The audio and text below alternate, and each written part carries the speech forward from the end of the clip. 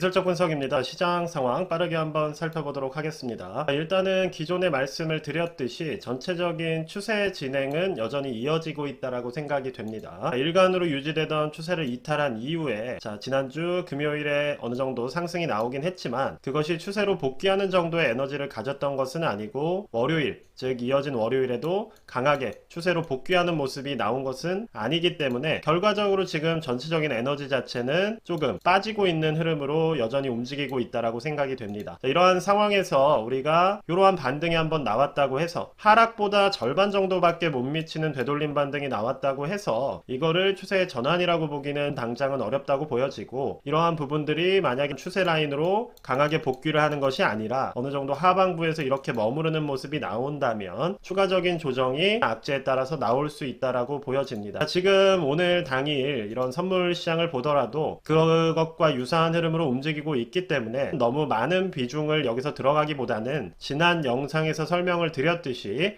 일부 현금화로 접근을 하는, 그쵸? 현금을 어느 정도 확보하는 기회로 가져가시는 게 중요하다라고 생각을 합니다. 지금같이 한 번에 빠지는 것이 아니라 만약에 조정이 나온다고 하더라도 충분히 많은 분들이 어느 정도 현금을 확보를 한다거나 위험에 대비할 수 있는 기회를 주게 돼 있어요. 급격하게 코로나 같은 그러한 시절이 아니라 지금처럼 거시적인 악재나 혹은 상황으로 인해서 시장이 조금씩 변화되는 상황에서는 이러한 식으로 어느 정도 현금 확보할 수 있는 기회를 주기 마련입니다. 그런데 많은 분들이 이러한 기회를 줄 때 오히려 이것을 내가 가지고 있는 생각, 즉 만약에 올라간다라는 생각을 가지고 있다면 이 반등이 다시 재상승을 만들어낼 것이다 라는 생각을 강화하기 위해서 오히려 더 비중을 싣기 때문에 지금 현재적으로 상당히 긴 시간 동안 가야 할 시간에 가지 못하고 있는 이러한 흐름에서 하방이 나왔을 때 더 큰 손해를 보게 된다는 겁니다. 그렇기 때문에 그러한 마인드 자체를 조금 조정을 해주시면서 주봉으로 보더라도 일단 지금 추세 이탈이 나온 상황이에요. 보시는 것처럼 지금 이 구간에서 지금 이러한 식의 추세 이탈이 발생을 했기 때문에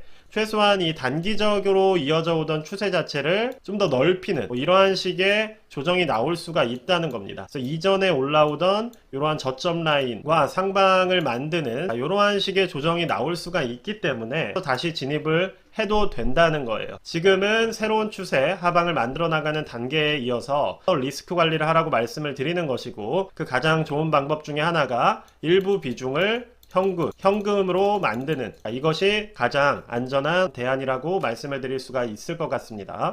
다른 지수들 역시도 비슷한 흐름을 보이고 있어요. QQQ 같은 기술주 같은 경우도 지금 보시는 것처럼 조정의 초입, 즉 힘이 빠지는 모습을 보여주고 있고, 이전의 단기 추세선을 아직 복귀하지 못하는, 반등이 나왔지만 결국 맞고 떨어지고 다시 어제 같은 경우도 도전을 했지만 보합권에서 돌파하지 못하는 모습이 똑같이 나오고 있다는 겁니다. 반도체 쪽을 좀 살펴보자면 비슷한 흐름이에요. 또 똑같이 강한 하방이 나오고 상방으로 다시 입형 도전을 하는 모습이 나왔지만 결과적으로 어제 돌파를 하지 못했기 때문에 이번 주 중에 강한 반등이 나오지 않는다면 추가적인 조정에 대해서 여전히 조심하실 필요가 있다라고 생각을 합니다. 반면에 이제 테슬라 같은 경우가 조금 재밌는 흥미로운 모습을 보여주고 있어요. 즉 아랫꼬리가 일단 하방에서, 즉 160달러에서 한 번 더 길게 나오면서 어느 정도 하방 지지에 대한 에너지를 보여주었고, 어제 같은 경우 5% 가까운 상승이 나왔기 때문에 만약에 오늘의 지금 단기적으로 내려져 오던 이 추세 라인을 돌파를 하게 된다면 단기적으로 상방, 즉 220달러에서 200달러까지 도전하는 흐름이 나올 수가 있다고 계속해서 말씀을 드리고 있습니다. 그래서 매수 타이밍으로 계속 강조를 드린 것은 우리가 이 명확한 하방 추세 라인을 아직 돌파하지 못한 상황에서 굳이 선제적인 매수를 들어가는 거는 리스크를 짊어지는 것이기 때문에 만약에 오늘 이 부분을 오른쪽, 즉 상방으로 돌파하는 모습이 나와준다면 테슬라를 가지고 계신 분들은 일단 내 평단이 200까지는 높아질 수 있겠다라는 생각을 가지고 섣부른 수익 실현보다는 조금 더 들고 계실 수가 있겠죠. 반대로 테슬라에 대한 신규 투자를 고려하시는 분들이 있다면 일단 여기서 추가적인 1차적인 매수를 하고 그 다음에 올라가는 과정에서는 매수를 좀 자제하는 겁니다. 자제를 하셨다가 어느 정도 이평 라인을 맞고 그 다음 저점이 높아지는 걸 확인하신 뒤에 여기서 2차 매수를 들어갈 수가 있다는 겁니다. 즉 지금은 단기적인 반등에 대비해서 매수 전략을 가져갈 수 있는 그러한 상황이고, 만약 오늘 이 하방 추세 라인을 돌파해서 여기서 양봉을 만들어낸다면 단기적으로 200 그리고 220달러까지 어느 정도 단기적 상승이 나올 수 있다라는 거를 생각을 해주시면서 대응에 나서주시면 될 것 같습니다. 하지만 여전히 역배열로 있는 건 사실이기 때문에 이게 한 번에 이렇게 돌파할 거라고 저는 보고 있지는 않아요. 그래서 여기서 200이나 뭐 10% 정도의 상승이 나온 뒤에 그 다음에 저점을 높이는 과정을 거쳐가면서 이러한 식으로 시간 조정, 즉 이 기간만큼 시간 조정이 들어가는 그러한 것이 필요하다고 생각을 합니다. 그러니까 여러분들께서도 만약에 테슬라를 뭐 3년, 5년 이렇게 길게 보시는 분들이라면 여기서 이렇게 올라가는 건 절대 좋은 게 아니에요. 그게 아니라 이러한 식의 시간 조정을 거쳐가면서 상방에 있던 매물대를 하방으로 조금씩 흡수를 해놓는 게 훨씬 좋습니다. 그게 아니라 급하게 올라가게 된다면 여러분들이 아셔야 되는 것은 만약에 테슬라가 급하게 상승을 하게 된다면 자, 이 매물대에 있는 많은 사람들이 급하게 올라왔기 때문에 뭐 수익 실현을 한다거나 아니면 손절을 한다거나 이러한 생각들을 하지 못한 채 그냥 이 가격대를 맞이하게 되는 거예요. 그렇게 됐을 때는 어떠한 문제가 생기냐면 이후에 300달러 이렇게 전고점을 돌파해서 올라가게 된다 했을 때 여기에 있는 매물대들이 수익 실현 매물로 나오게 된다는 겁니다. 그렇기 때문에 오히려 급한 이러한 상승보다는 어느 정도 시간 조정을 가져가면서 매물대를 흡수를 해둬야 장기적으로 우상향하는 데는 도움이 된다는 거예요. 그러한 부분들을 생각을 해주신다면 급하게 매수할 필요는 없다는 겁니다. 1차적으로 여기서 우하향하는 단기적인 강한 추세를 돌파를 했을 때는 일단 200달러 정도까지는 충분히 단기 상승이 나올 수가 있다는 것이고 이후에 충분히 시간 조정을 가져가게 된다면 자, 여기에 있는 많은 매물대들이 조금씩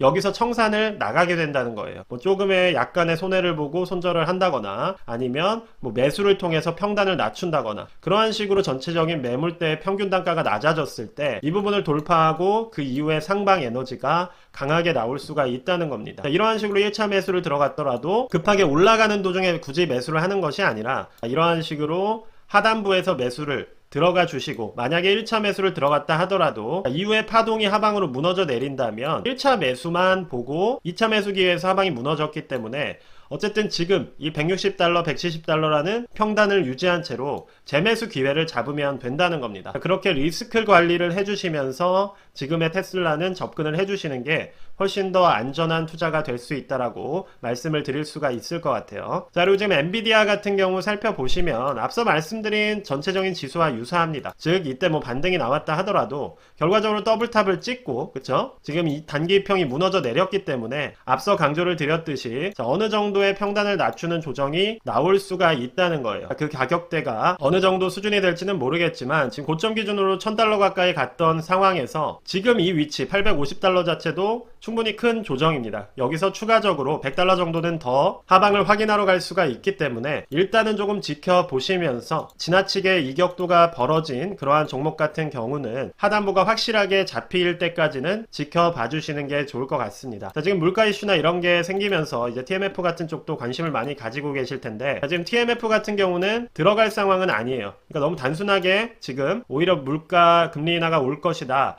라는 생각을 가지고 들어가시기보다는 조금 방향성 자체가 상방을 향할 때 접근하는 게 안전하다라고 생각을 합니다. 자, 물가가 3, 4월 국제유가라던가 전체적인 물가 이슈가 반영이 되면서 만약에 금리 인하 가능성이 더 낮아지게 된다면 자, 그러한 상황에서는 이전의 저점까지도 충분히 터치하고 올 수 있는 상황이기 때문에 지금 섣부르게 매수를 고려하시기보다는 TMF는 좀 더 지켜보시라고 말씀을 드릴 수가 있을 것 같습니다. 자, 일단은 여기까지 전체적으로 설명을 드렸고 지금 시장 자체가 여전히 조정 중이라는 거는 말씀드릴 수가 있을 것 같아요. 즉 우리가 주봉으로 보더라도 뭐 단기적인 추세를 상방으로 뚫은 것도 아니고 이평선으로 복귀를 한 것도 아니기 때문에 뭐 일희일비하지 마시고 조금 전체적으로는 힘이 빠지고 있고 그러한 흐름이 나올 수 있다는 생각을 가지고 자, 지난 영상에서 강조드렸던 일부 현금 보유 같은 전략을 여전히 고려하실 수 있다라고 말씀을 드리면서 오늘 영상 정리하도록 하겠습니다. 네, 지금 시장이 여전히 보합권을 계속 만들어가는 흐름이지만